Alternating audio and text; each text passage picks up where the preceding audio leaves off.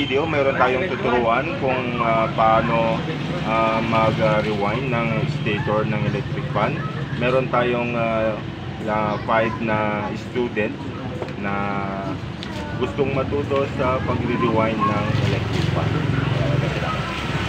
Okay, so sila yung ating mga students.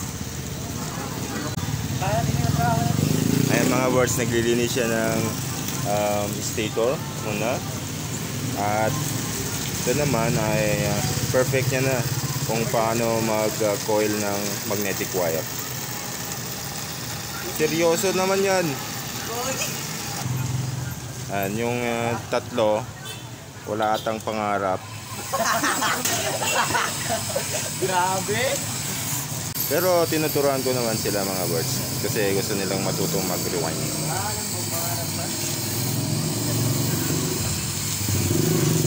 Ayan, so ganito yung paglinis ng stator. Tignan natin.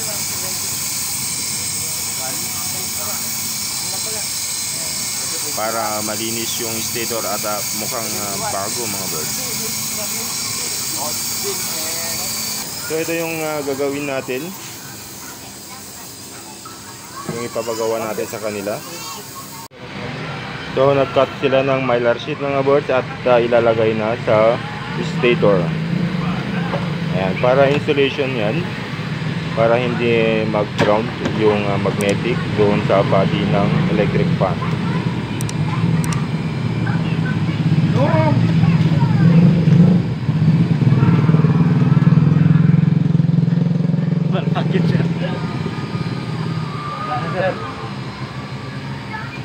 Konti lang yun. Yung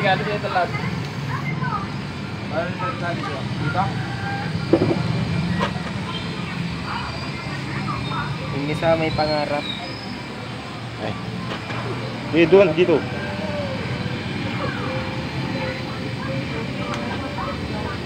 Palipot mo dyan.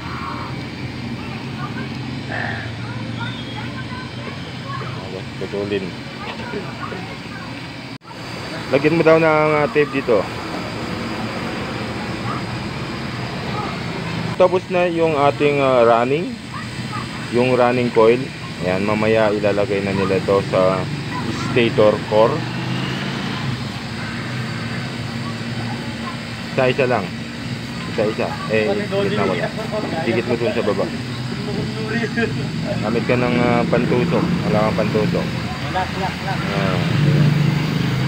Yung pantusok.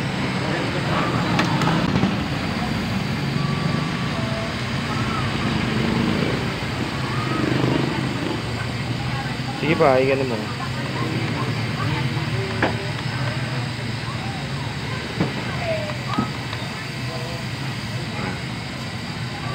Dito naman.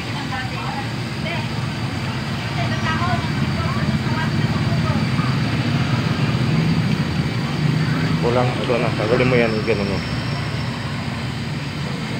Okay. Ito yung ginagamit kong panlinis ng stator core mga birds. Ayan, kailangan mo ng bench grinder na mayroong blade, mayroong brass blade. Tulad niya.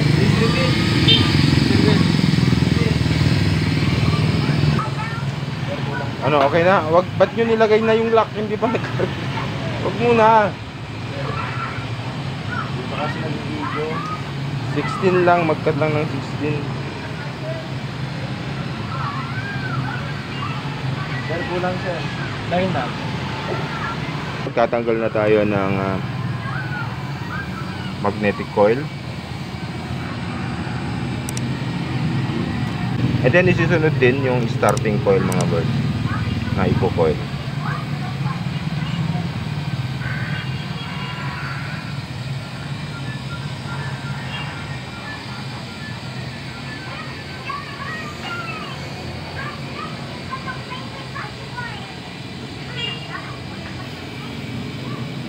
Itabi mo muna din. Okay, next naman na coil mga birds ay yung ating running coil. Ayan, inayos lang konti yung molder. Yung molder pala natin mga birds ay available din sa Shopee. Ayan, ako mismo ang gumagawa niyan. Available sa Shopee. At saka sa mga gusto nga mag-order ng stator mga birds, available din yan sa Shopee. Na mayroon tayong iba't ibang wire. Na mayroon tayong iba't ibang sizes mga birds ng stator.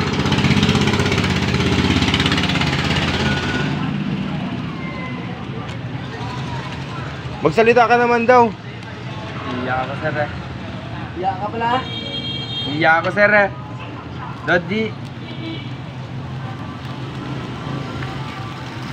Nalagay pa yung ano nyo, sir? Oo. May kadua, may kadua. Sa baba.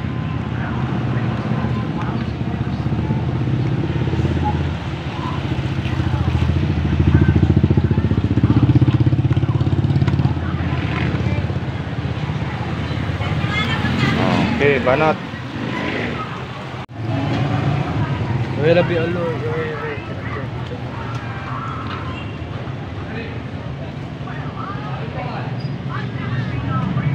Hello, seryoso, di man lang magsalita. Anong ginagawa mo? Sir, anong tawag nila? Nag-rewind. Proper winding.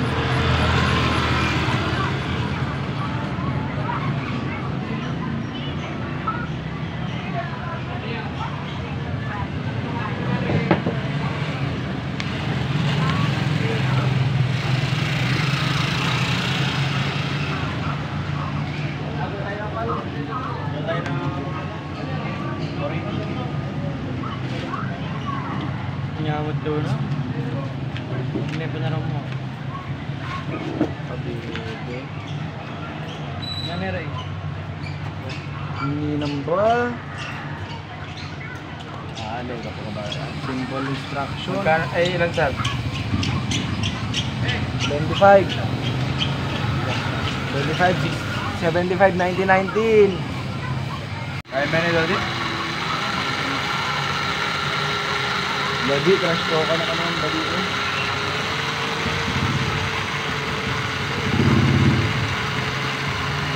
Nalok.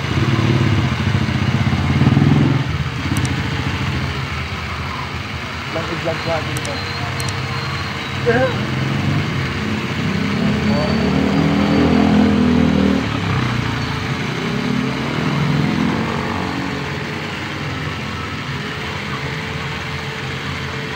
Ayan, so starting na yan mga birds yung kinocoil niya. Hintayin lang natin matapos and then sila na yung maglalagay ng magnetic wire sa stator.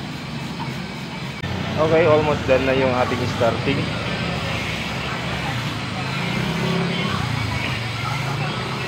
Ayan, sa mga gustong matuto kung paano mag-rewind ng stator. Kung malayo kayo mga birds, meron naman akong available na online tutorial. Ayan, video yon na papanoorin nyo na lang. Lahat ng mga gagawin dito sa actual ay sinabi ko din doon sa video na yon mga birds. Ang hindi lang kasali ay kung paano maglinis ng mga stator core. Ayan. Pero yung idea mga birds, kapag napanood nyo or nag-subscribe kayo doon sa ating video tutorial, ay masusundan at masusundan nyo yun mga birds dahil clear at saka maliwanag yung ating explanation doon mga birds. So yung molder pala natin mga birds ay available yung fix na size para sa 14 hanggang 18 and then 20 hanggang 22. Ayan. Pero yung mga ginagamit natin dito ngayon ay adjustable yan. So isang molder lang kaya niya na or pwede nang gamitin sa lahat ng sizes ng electric fan. Mahaba masyado, baka hindi magkasya. Idikit mo lang. Yeah, ganyan. Look at that! Hi guys!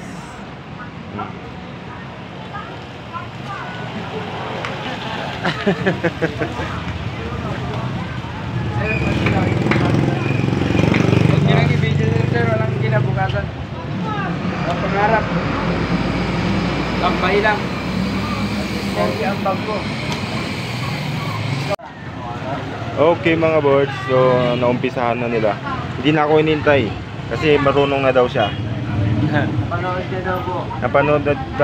Napanood din daw niya yung aking free tutorial sa channel natin mga birds.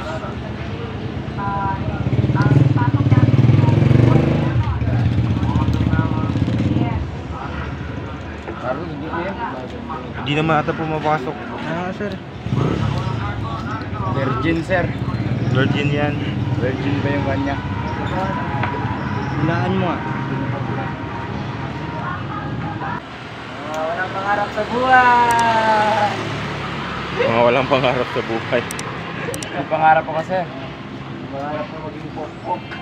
Yun, sir, wala. Ayan mga birds, ang medyo mahirap sa pagre-rewind ng electric fan ay yung paglagay ng coil. Ayan, kailangan na ma-master mo din kung paano maglagay para maganda yung o kaya maayos yung pagkakagawa mo. Okay mga boss. Ano, wala atang pumapasok. Pasok na yung kalahati, sir. Kalahati pa. Ulo pa lang. Ulo pala. Kalamuhan. Bible. Tignan mo kung may sumabit na kahit isa lang na wire. Hindi pwedeng ituloy yun pagka may sumabit. Kasi pag tinulak mo yun, mapuputol.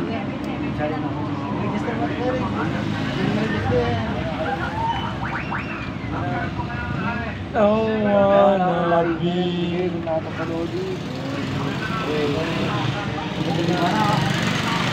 Double check. No, ilagay mo pa yung isa. Saan nilalagay? Ha?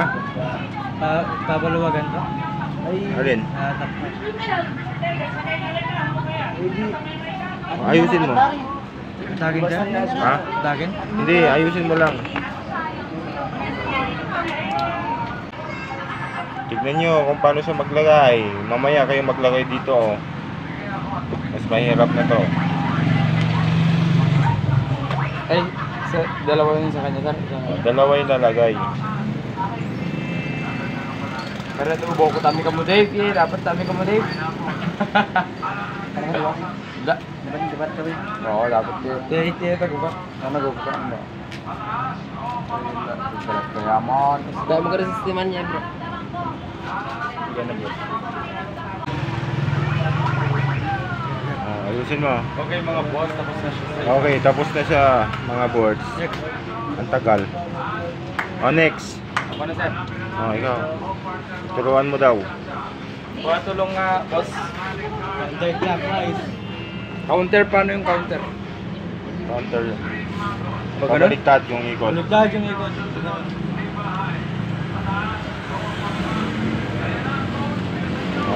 Turo mo.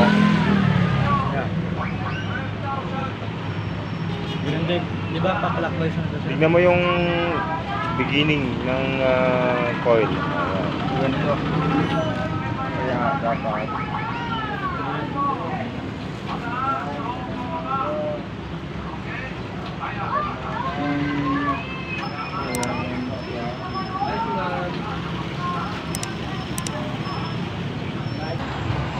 Lag, bilis. Hindi nga nangalahati eh. Mas mabagal.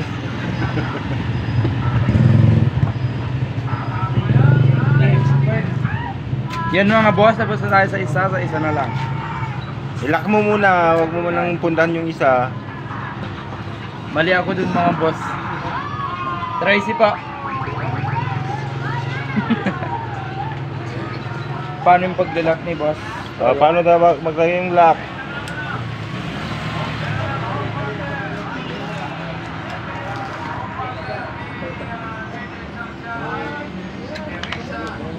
Huwag mong tutupiin. Tinupi mo yan. Yung bend lang, bend. Palitan mo. Huwag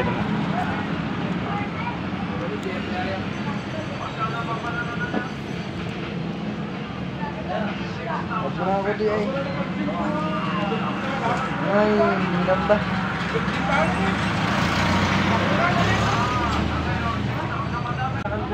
Madali lang ba? Madali lang ba mag-rewind? Hindi sir, mahirap. Madugo. Madugo. Ito yung part na madugo. So ayan mga boards, yung sa video tutorial natin ay tumatagal lang yun ng 2 hours.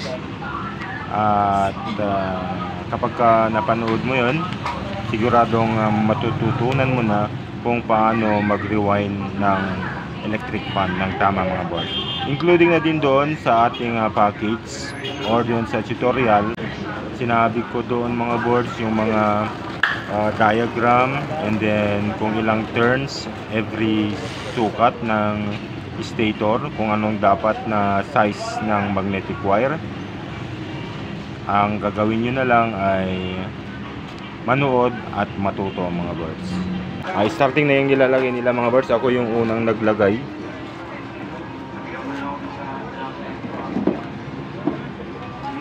Take 4 na si Lopez. Try his best daw na may lagay yung lock. Yung hawak niya. Lock. Ganyan. Pwede na ba?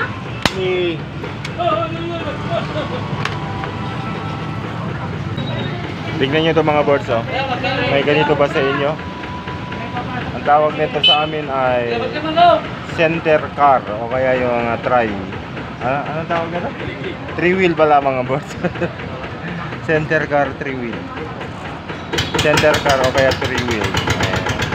O, di ba?